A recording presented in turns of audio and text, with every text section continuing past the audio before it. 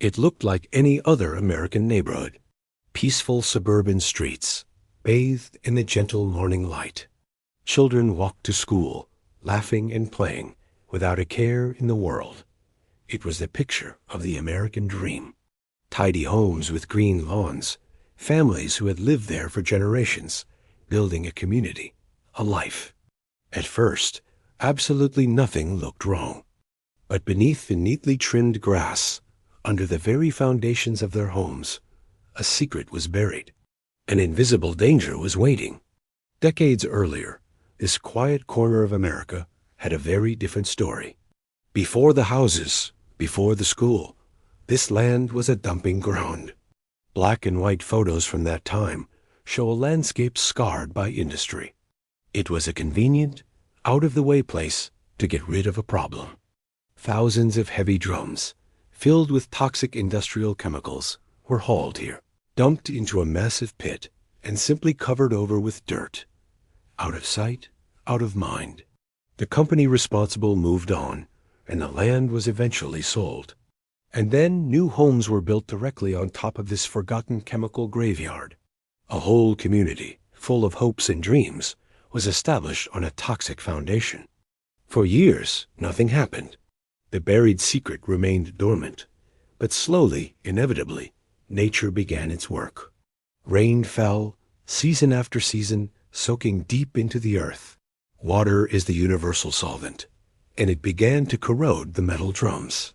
Deep underground, the chemicals started to leak, mixing with the groundwater, creating a toxic plume that spread silently beneath the neighborhood. Soon, the residents started noticing things weren't right. A strange, chemical smell would linger in their basements, especially after a heavy rain.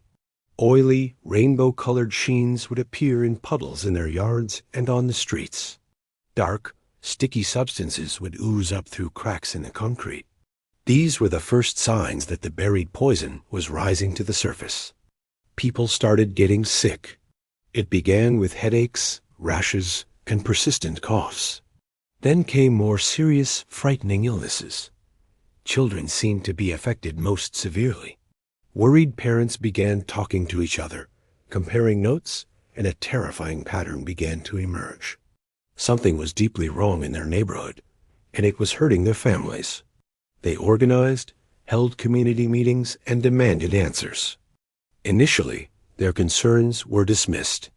Local officials, unfamiliar with this kind of hidden threat, brushed it off as isolated incidents or blamed it on poor home maintenance. They reviewed reports, but without understanding the history of the land, the pieces didn't fit. The warnings from concerned mothers and fathers fell on deaf ears.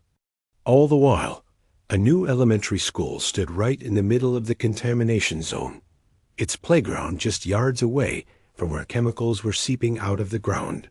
Frustrated but undeterred, the residents pooled their money and hired their own scientists to investigate. They took soil samples from their backyards, from the school playground, from the creek beds. The lab results were horrifying. The ground was saturated with dozens of dangerous, cancer-causing chemicals at levels hundreds, sometimes thousands, of times higher than what was considered safe. They were living, breathing, and drinking a toxic soup. Armed with irrefutable scientific proof, the story exploded. Local newspapers and national news outlets picked it up. Headlines blared across the country, telling the shocking story of a community poisoned from below. The nation was stunned. How could this happen in modern America? The crisis finally caught the attention of the federal government. Investigators from the newly formed Environmental Protection Agency descended on the neighborhood. The scale of the disaster was even worse than imagined. They found that the entire area was a ticking time bomb. The president declared a federal state of emergency, the first ever for a man-made disaster. The only option left was to evacuate. It was a heartbreaking scene.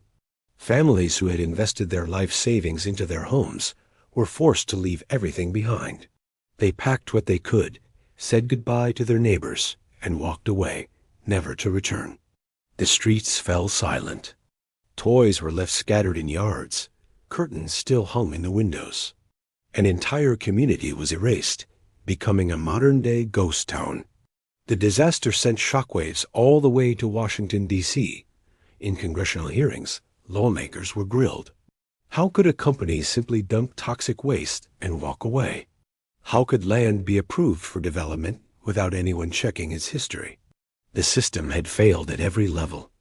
It became painfully clear that existing laws were not enough to prevent this from happening again, or to deal with the thousands of other toxic sites that they now realized were scattered across the country. In response, a landmark piece of legislation was passed: the Comprehensive Environmental Response, Compensation, and Liability Act. It became known by a simpler, more powerful name, the Superfund Law. This new law gave the federal government the authority to find the parties responsible for the contamination and hold them accountable for the cleanup costs.